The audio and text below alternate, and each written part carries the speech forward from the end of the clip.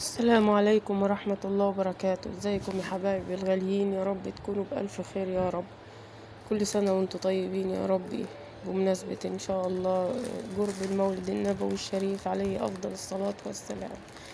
وبالله عليكم قبل ما أتكلم وأبدأ الفيديو، بالله عليكم تدعولي بفك الكرب وإصلاح الحال وربنا يفرجها والرزق الوفير، وسع رزق ربنا ولكم بالمثل عشان خاطر عيالي. بس بالله عليكم ما تنسولي من دعواتكم، ان الوضع معايا اليومين دول يعني الحمد لله رب العالمين مش احسن حاجة، بس كل اللي اقدر اقوله الحمد لله.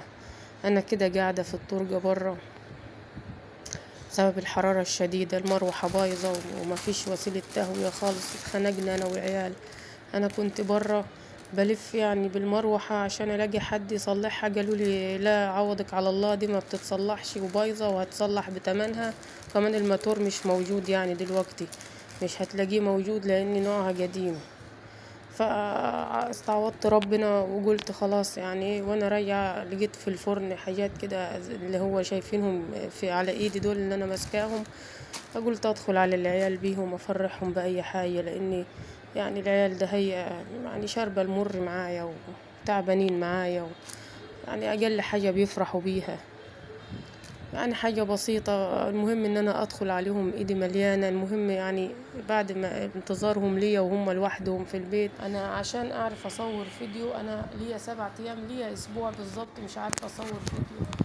الكاميرا عندي باظت خالص والشاشة ضربت عندي، والله العظيم انا ماسكة التليفون كده والله العظيم ولا وجع مني ولا وجع من عيل ولا حصل له اي حاجة، انا ماسكاه بس كده ولقيت الشاشة ضربت سواد وعملت خطوط بالطول، ويعني منظر ما شفتش منها غير مثلا النص اللي تحت هو اللي كان باين بس. فانا ليا 7 ايام زي ما انتم شايفين ما بنزلش فيديوهات بسبب الشاشة اللي باظت. انا من ساعتها باظت وقلت يعني حاولت ان انا استلف يعني من جارتي، هي الوحيدة يعني اللي بستلف منها، بس كان الظرف معاها يعني مش كويس فاحرجت يعني، فقلت لها لا خلاص يا حبيبتي اعتبريني ان انا ما قلتلكيش خالص يعني، ولا تتحرجي ولا تتكسفي، الدنيا ظروف. فقعدت على كده قلت ربنا يرزق ويفرجها ان شاء الله ان انا اصلح الشاشة، لان هو التليفون قديم اصلا، ليه معايا 9 سنين، كان والدي جابولي الله يرحمه، فمن ساعتها وهو معايا ليه 9 سنين ما شاء الله، فهو نوع قديم شوية. فيعني لما رحت أسأل على الشاشة قال لي هي ايه علشان مش موجودة في البلد اللي أنا فيها، فقال لي هيجيبوها شحن من بلد تاني فهتبقى مكلفة شوية. فقعدت على كده قلت لا يعني خليني يعني ربنا يفرجها إن شاء الله. فلقيت النهاردة جارتي ولدها يعني كان معاه تليفون هو شاشته مكسورة برضو من يعني مشروخة شرخ كبير كده على الجنب، قالت لي يعني مشي بيه حالك لغاية ما تصلح الشاشة، بس برضو هو التليفون مش عارفة أعمل بيه حاجة يعني.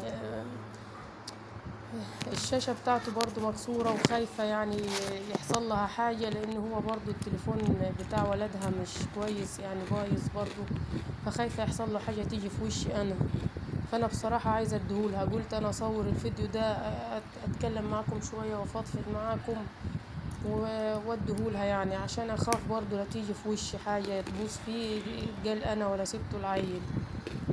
بصوا يا حبايب انا دايما اقول يا رب يا رب اديني وارزقني عشان خاطر عيالي الغلابه دول شافوا معايا كتير. أنا دي حاجه بسيطه انا عارفه يعني، بس هي بتبسطهم هم يعني، عشان هم يعني مش عايشين عيشة الرفاهية يعني، فبالنسبة له أول ما أدخل عليهم أنا يعني بحب إن أنا أما أبقى برا. أنا النهاردة كنت في كذا مشوار ولفيت، خدت معايا المروحة ألف بيها أوديها الناس بتصلح، قالوا لي دي خسارة فيها التصليح وخلاص يعني باظت، عوضك على الله وهاتي غيرها، لأن تصليحها بتمنها، والموتور مش هنلاقوه بسهولة يعني لأنها نوع قديم. فاستعوضت ربنا. انا بصوا انا يعني يوميا انا يعني ببقى تعبانه وعايزه انام من اللف في الشمس، والعيال برضو بيبقوا يعني مفرهدين وتعبانين وحرانين، وبنقعدوا نطلعوا برا نقعدوا في مدخل ال البيت، لاني برضو اما باخدهم واطلع بيهم تكاليف، بركب مواصلات انا وهم وتكاليف يعني عليا، والدنيا يعني يعني الحمد لله رب العالمين. برضه مزنجة شوية بس الحمد لله.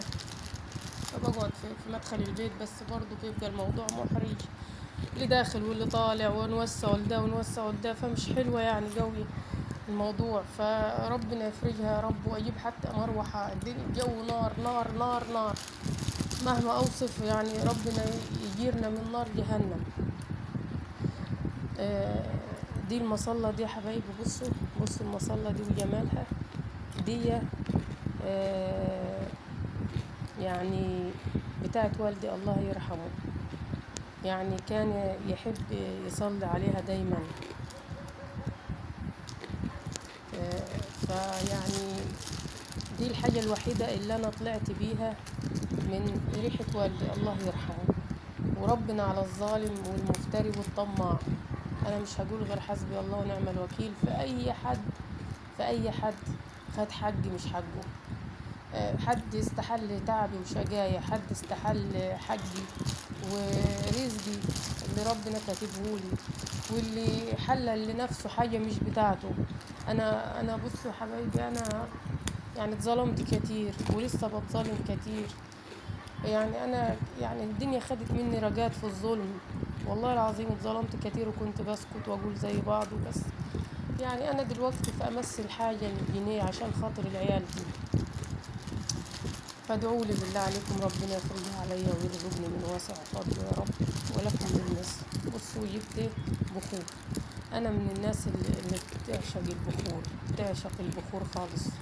كانوا 4 عند الراجل هما بيبيع بالواحدة، يعني الاتنين ب5، بيبيع بالواحدة بالعود. فقلت له يلا رزقي ورزقك على الله، انا هاخدهم منك.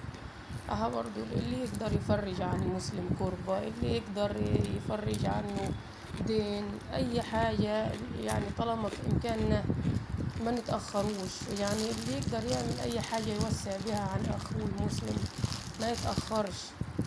يعني انا لقيت الراجل يعني واقف في الشمس، وكان راجل مسن يعني كبير في السن، واقف في الشمس وبيبيع. فيعني قلت يمكن انا المبلغ يعني 10 جنيه اللي انا هشتري منه بيها ده مش حاجة، بس يعني اقدر اساعد باي حاجة، ان انا اخليه مثلا ما يوقفش في الشمس ويخلص بسرعة. فبدل ما قلت بدل ما اشتري عود واحد اخدهم منه ال4، ورزقي ورزقه على الله ان شاء الله، وربنا بيرزق ما بينساش حد. بس فالعيال لما دخلت عليهم بدول قعدوا يفرحوا وفرحوا، و يعني ما اقول لكمش فرحتهم ازاي. الحمد لله رب العالمين.